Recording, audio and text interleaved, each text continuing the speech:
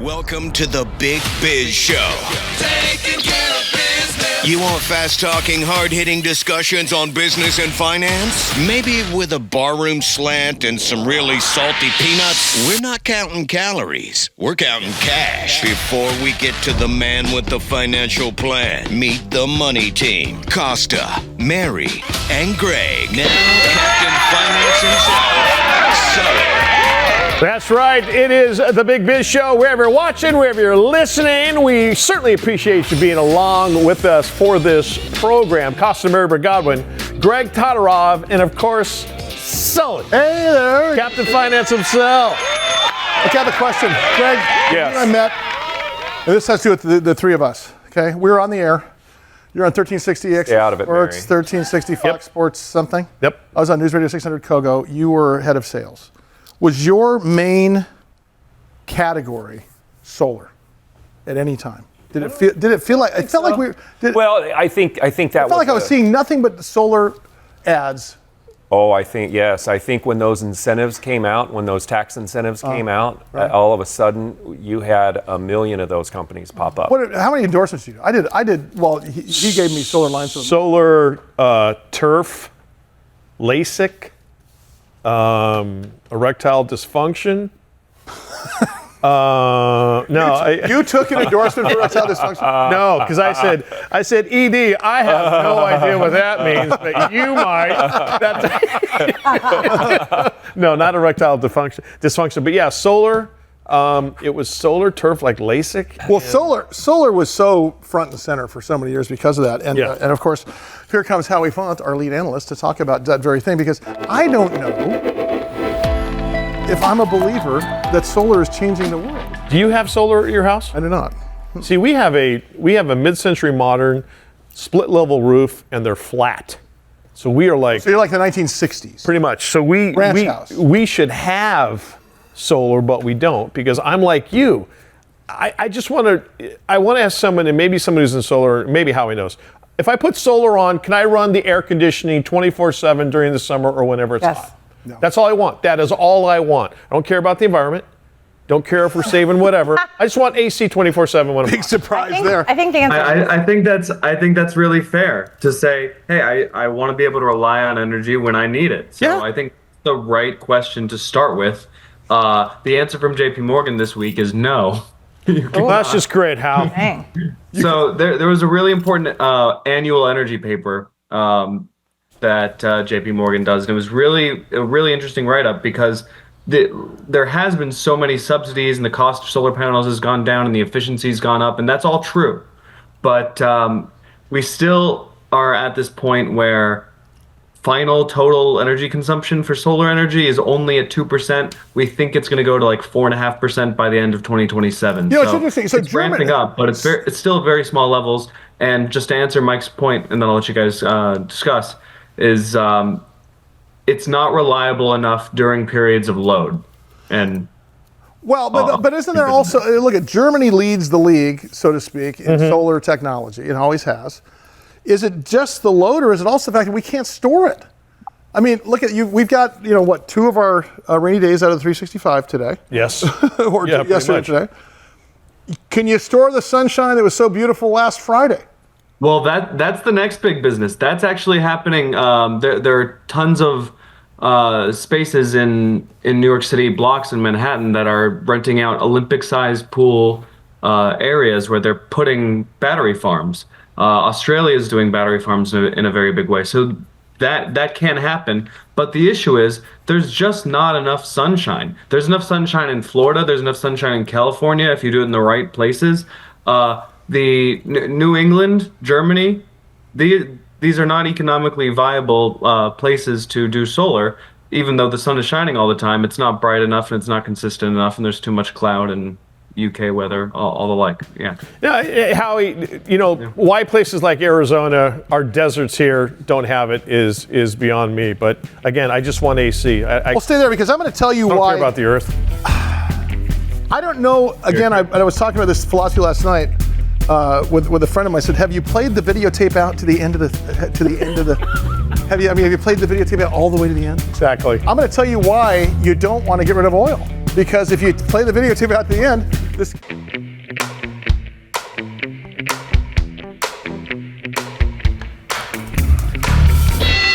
Wherever you are watching, wherever you're listening, everybody with this fun Big Biz show, thanks you for being along for the ride. Of course, the guys up on stage, that is the world famous Day Trader Trio. We got him here every single show.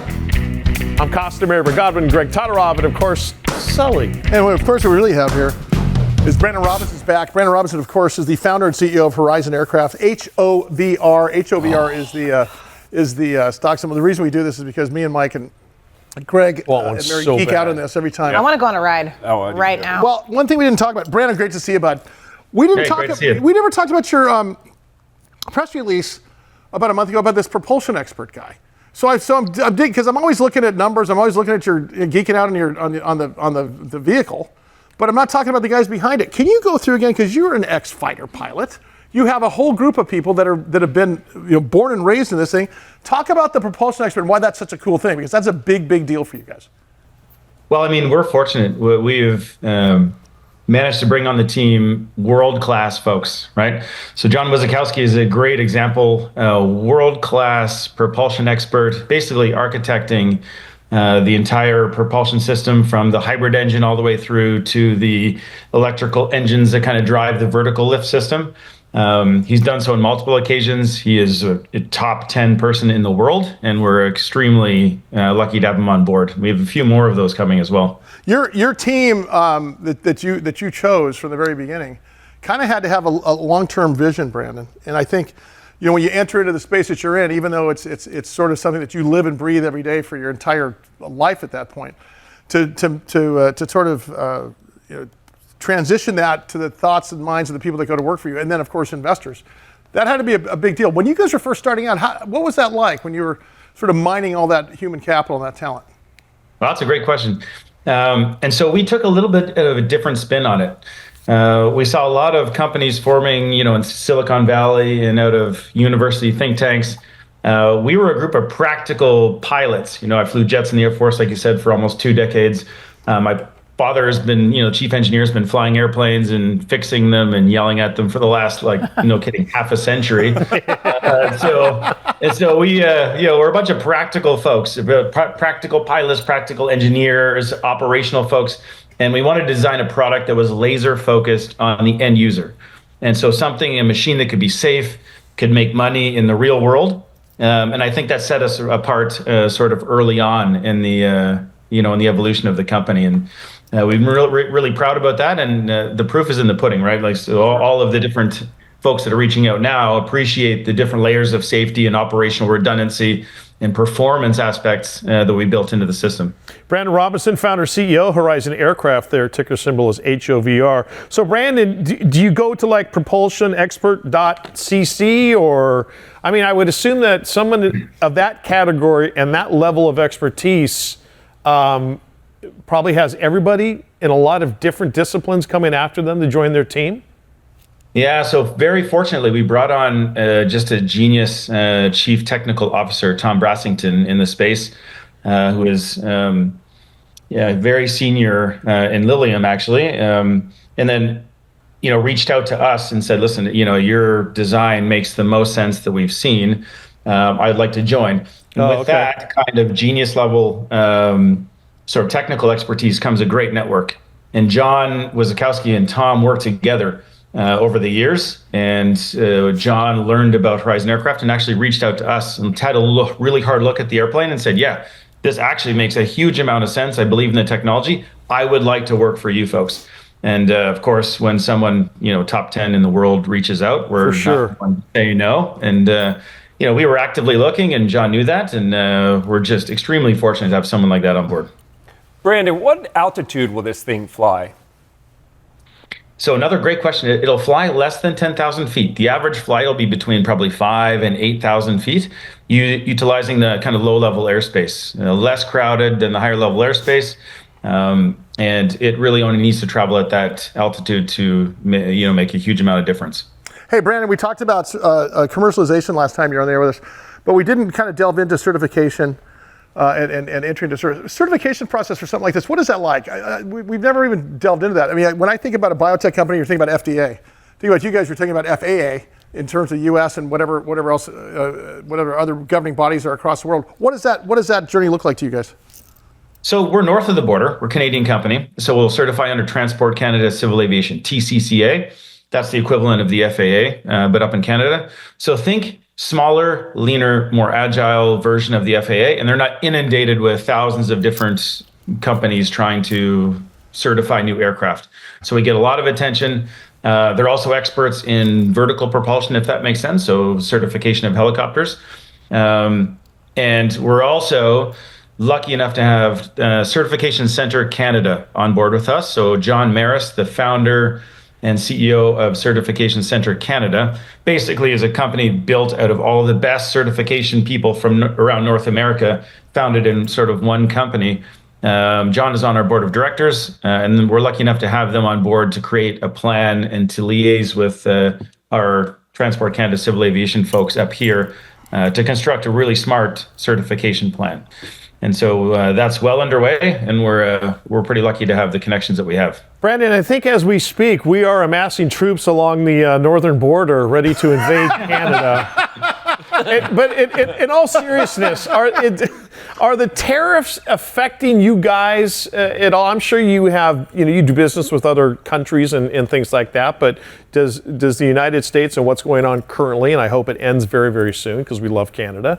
Does it affect you adversely? Although we blame you for everything, we still love you. 1,000%, yeah. We love you. Yeah, no, fair enough. We're tough Canadians. We live at minus 30 degrees. You can't bother us with a little tariff sort of. All right. Yeah, if we were an American company, I'd be worried, right? Because everything that we bring in and try to construct, we have to pay extra, 25% on it. Sure. But right now, we're in the R&D phase. It's mainly manpower. We're bringing in some cool tech from around the world. But it doesn't really affect us. If we were in lower to medium volume production, then of course it would. But for our current stage, for the next couple of years, the tariffs honestly don't really matter that much to us. Good. Brandon, before I let you out here today, it's so great to have you. I can't wait to get you in San Diego so we can actually meet face to face at some point and get you in studio. But I have to ask you, with respect to next gen. So let's say in the next 5 years, this is a de rigueur. We're seeing this work. It's going. Is there a pecking order in which you want to take over different verticals in the aviation industry, or is it catch as catch can based upon your next technology that you guys come up with? Yeah. So if you're talking about mission sets, which I think is the question here, we're essentially it's a helicopter that operates per unit mile at about 70% less cost. And so there's a ton of missions, the people are scrambling to kind of get early orders in now with us for medical evacuation, for example, or emergency medical transport, emergency medical services. So you imagine getting someone to the hospital in, half the time because it goes twice as fast as a typical helicopter, or transporting critical organs or time-sensitive cancer drugs between hospitals in half the time. There's just a huge amount, even in the emergency medical services space. Disaster relief, the thing is hybrid powered. So it operates off the grid. You can fly this into a disaster relief zone. Maybe a hurricane goes through. Yeah. And it can be its own power station. It can set up a telecommunications hub. It can rescue people that are in trouble, just like a helicopter can, except it can deploy twice as fast. Now you think cargo to remote locations. We're looking at all sorts of different missions. On the military side, which is something that has been quite interesting to a number of defense prime contractors. Again, if you had a helicopter that went twice as fast and could carry the same amount of stuff, you're going to be interested in a lot of interesting missions: casualty evacuation, special forces, infill, exfil, that sort of stuff. Really, just a ton of early missions that this aircraft can drop into right now, like tomorrow, if it was ready. As they like to say, the sky is the limit. It is the limit. See what I did there? Yeah. See what I did there? Brandon Robinson, founder, CEO, Horizon Aircraft. Their ticker symbol is HOVR. Quickly has become one of our favorite guests. Brandon, as always. Thanks, Brandon. Can't wait to talk to you again. Hey, listen, there's more to come from here, so keep it here as the Big Biz Show rolls on.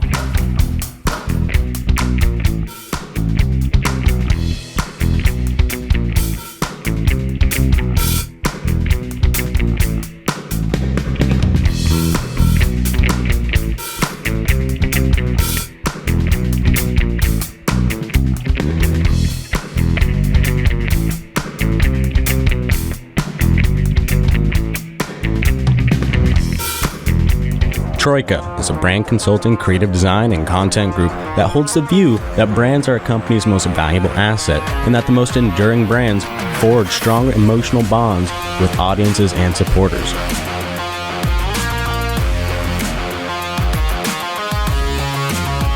To assist brands in converting audiences into ardent fans, they adopt a fan-centric perspective that guides the way they think, create, and design. Their craft is a blend of art and strategic thinking to create a holistic and meaningful brand experience that builds highly engaged, loyal audiences. Using immersive live experiences, brand partnerships, PR, social media, and influencer marketing, Mission is a communications company that helps brands stand out by interacting with consumers from a cultural perspective.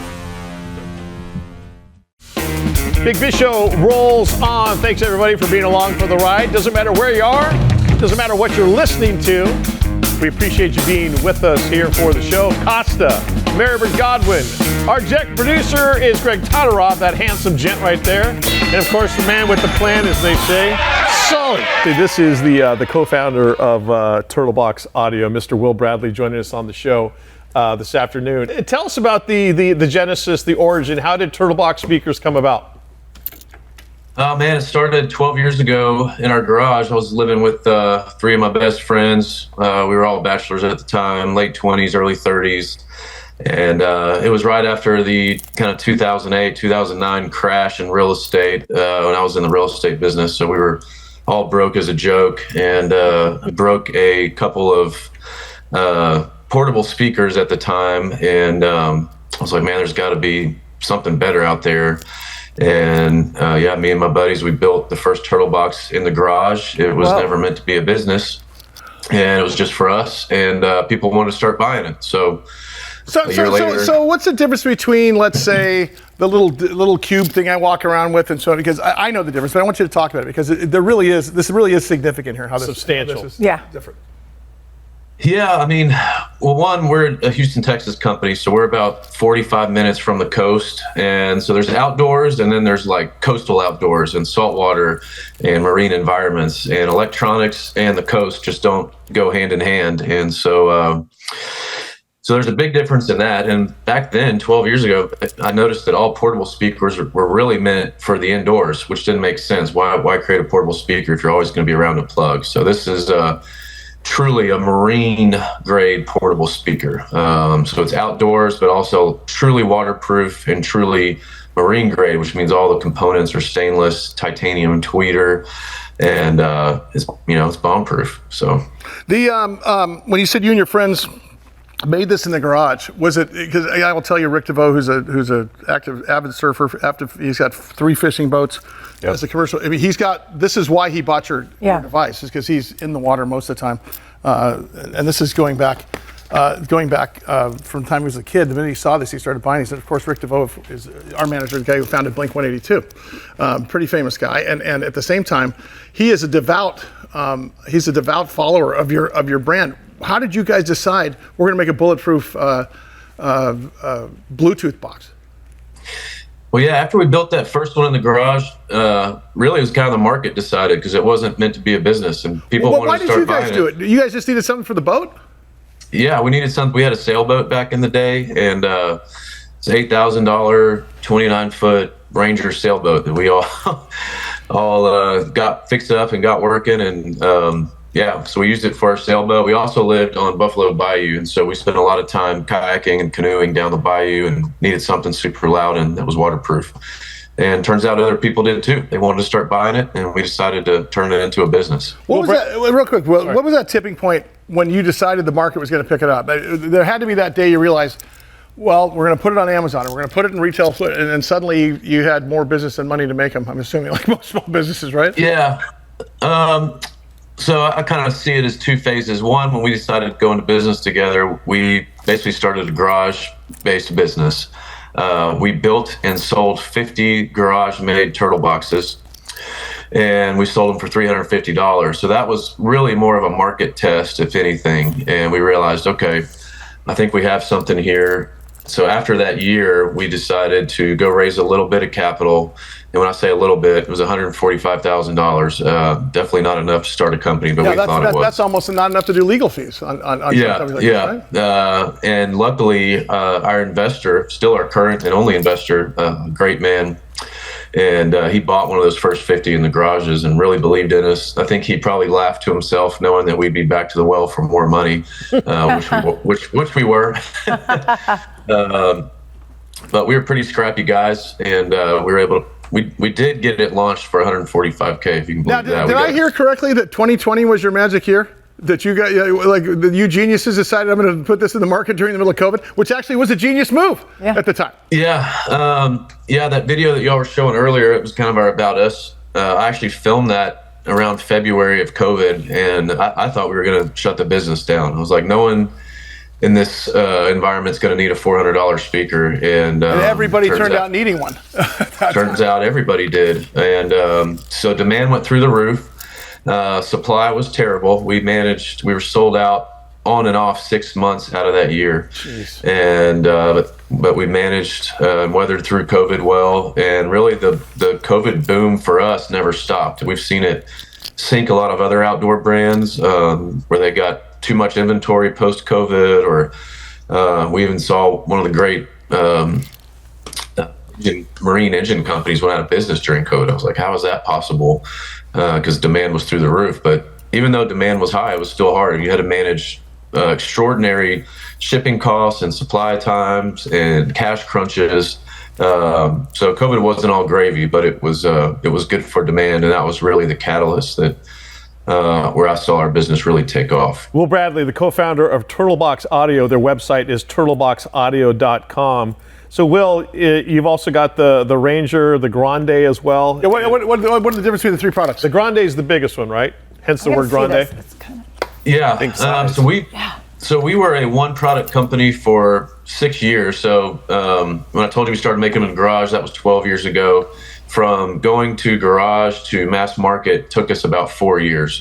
Super hard process, and we can get into that if you want. But we launched mass market on Indiegogo 6.5 years ago, and we were a one-product company for these last 6 years. We actually just launched 2 new products in the last 30 days: a Grande speaker and a mini speaker, which is our Ranger. So the original Turtlebox is a 6x9 and a waterproof housing. We kind of call it the flagship. We think it's the perfect blend of portability and loudness. It's kind of the perfect solution for 90% of all your needs.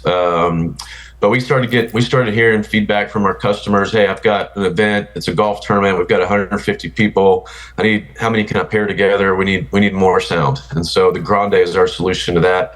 It also comes with party mode, so you can connect limitless. You can go. We've had 90 of them paired together. Wow. And so for bigger events, again, it's I would say it's the product you don't need. It's you don't need it 90% of the time, but it's for the guy that wants to have the biggest and baddest, and it's for those events where you've got 100 plus awesome people. What model is this one I'm seeing here? Can you see that? Are you able to see that? Yeah, that's our original product. I mean, that's the one that started it all. That is our second generation product, and so right around COVID, that product launched, and I think a blend of COVID and our second generation, that where we listened to our customers for 3 years and just made the original Turtlebox bigger, badder, louder, and we feel like it's the best portable outdoor speaker on the market. Who gets this? Who gets this? Okay, so right now, any of you active military who are watching or listening, does not matter where you are in the world, hit me up at mike@sullyentgroup.com. We'll put it up on the screen there. Mike at Sully, SULLYENT group.com. The first one who gets in is just say, active military, just a small thank you. Hey, James. We will send you this wonderful Turtlebox Audio speaker. Oh, look, it's Trace, a drummer from San Diego. Active military. Hey, Will, before you let you go, everybody in the studio has been hammering me, so if you could text me like the family and friends discount code. I'm sure. Do not do that. You'll go out of business. Hey, will you come? We'd love you to come in studio at some point. We'd love to feature all your stuff, man. I really appreciate you coming on the air with us. Thanks, Will. Yeah, we'll hook you guys up. Don't worry about that. Will Bradley, co-founder, Turtlebox Audio, the website again. The deal. Turtleboxaudio.com. And again, hit me up.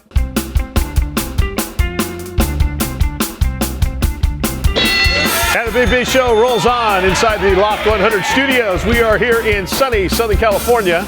Wherever you are watching and or listening, as always, thanks for being along for the ride. I'm Costa, Marybird Godwin, Greg Todorov, our executive producer, and of course, Sully. Good to see you guys. A very special guest in the studio. Yes. Our good buddy Jules. Yep. Jules, the pastrami guy. Pastrami Jules. You know, I got a guy who makes pastrami. Yep. Who also dabbles in small personal loans, laundromats, and public companies. Trust me. One of the greatest guys ever. In fact, we got a chance to feature Jules on a local television show here about his pastrami only, and it was Oh, man. one of the greatest career moments of my life. Mike, introduce our guest, please. This is the CEO of Indaptus Therapeutics. Their ticker symbol is INDP, and he right now has proved to us that he is a full show guest. We're talking with Mr. Jeffrey Meckler, who's kind enough to be with us in studio. But we just spent the whole 15 minutes before this segment talking Ohio State football. He is. You mean the Ohio State University. Football. So please have him back. OH. Have him back for the full show. I mean, we'll talk business, we'll talk therapeutics and stuff, but the football stuff's awesome too. Should we talk about the Rose Bowl? Oh. I'm an Ohio State fan as well, my friend. I want to make sure you're not a Wolverine. No, he's a Wolverine fan. I don't know why he's saying he's I'm a Spartan. Ohio State fan. What are you talking about? Oh, He's a, Lansing. He's a go. State is fine. I went to San Diego State. He's a go blue guy. We're Aztecs. Sully's a go blue guy. Yeah. Uh-oh. Well, Well, it was good to see you, Jeff. Thanks for coming in. that does it with the Big Biz Show. See you next week. Jeffrey flew all the way in to pick that kind of abuse. So let me pontificate and gesture wildly about the biotech industry.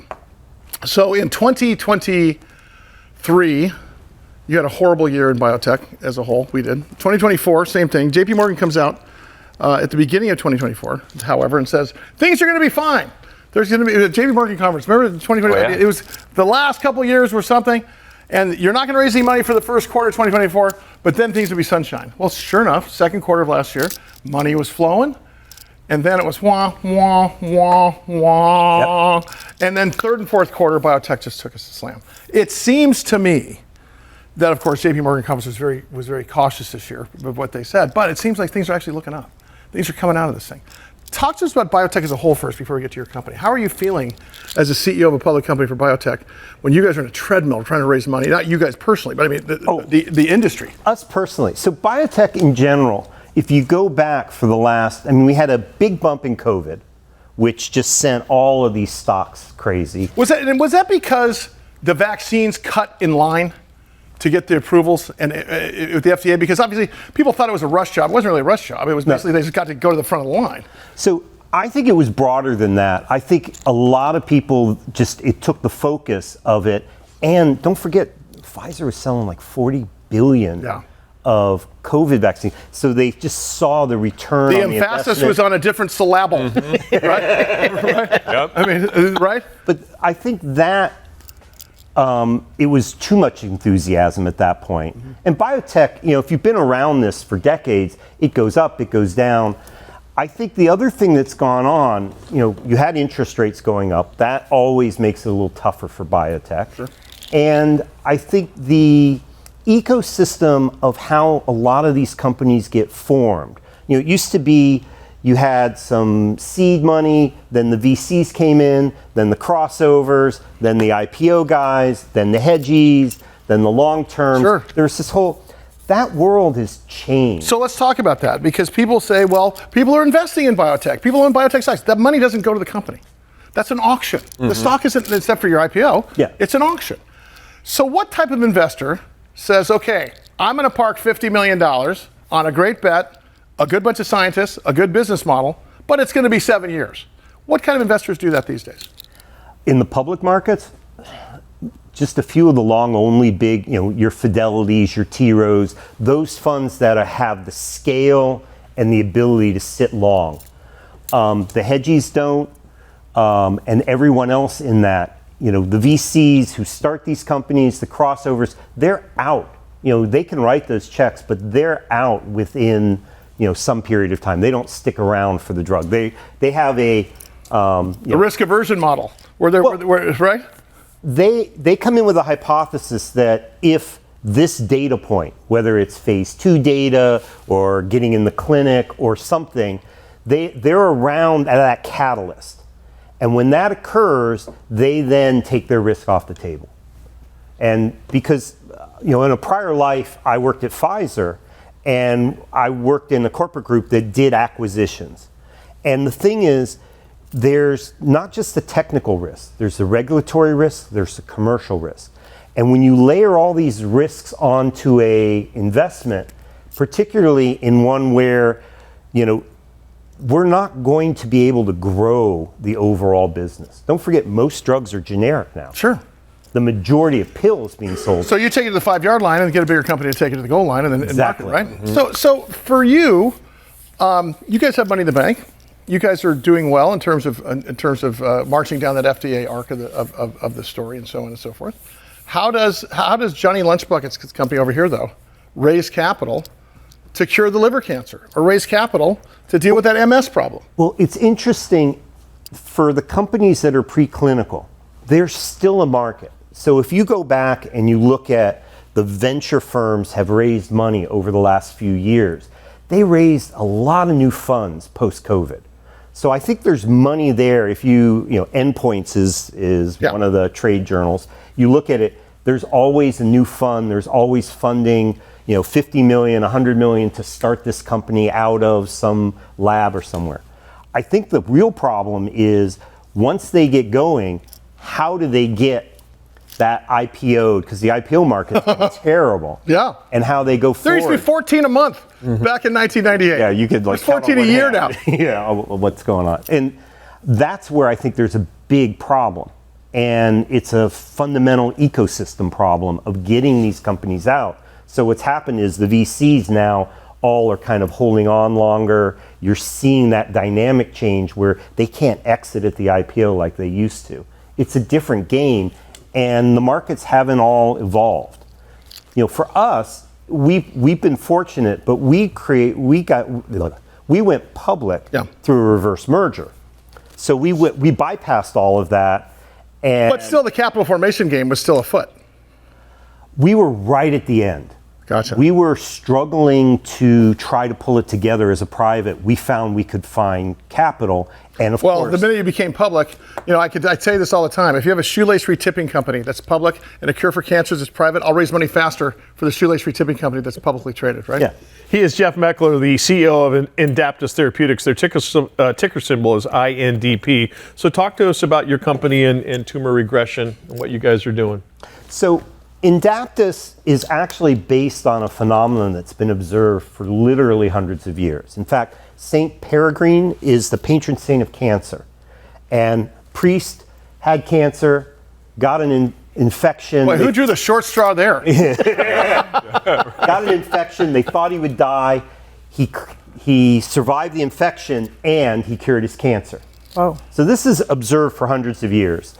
Fast forward, about 100 so years ago, a doctor realized that, William Coley at what's now Sloan Kettering, realized that you could kill bacteria and inject it. So it wasn't the bacteria or the whatever was causing the infection, it was an immune response. And he came up with a therapy where he killed bacteria and injected it into people. And it's our first immunotherapy.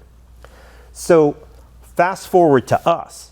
What we do is we look at that and we say, well, this is caused by bacteria having all of these immune agonists, all these ways to activate the immune system. Let's figure out a way we could give it safely. The problem with Coley and a problem with a lot of these systemic approaches is toxicity. And what we've been able to do is develop a way where we engineer the bacteria. And by engineering it and reducing what's called the lipopolysaccharide, what this is the most potent immune response in bacteria.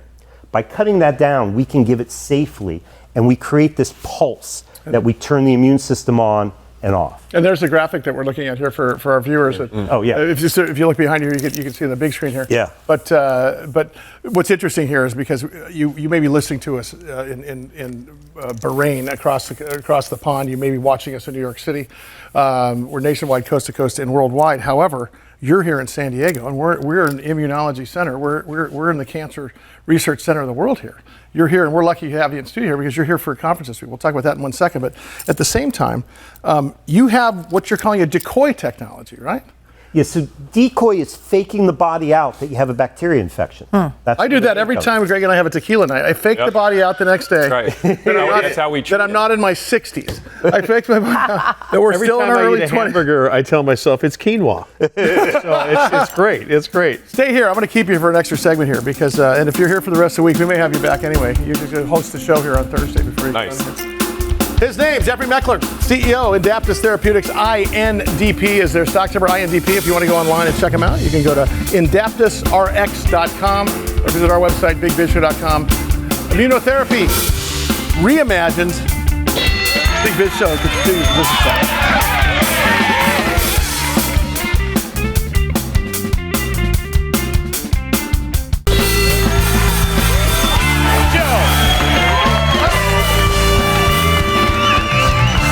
That's right, we've got a live studio audience today.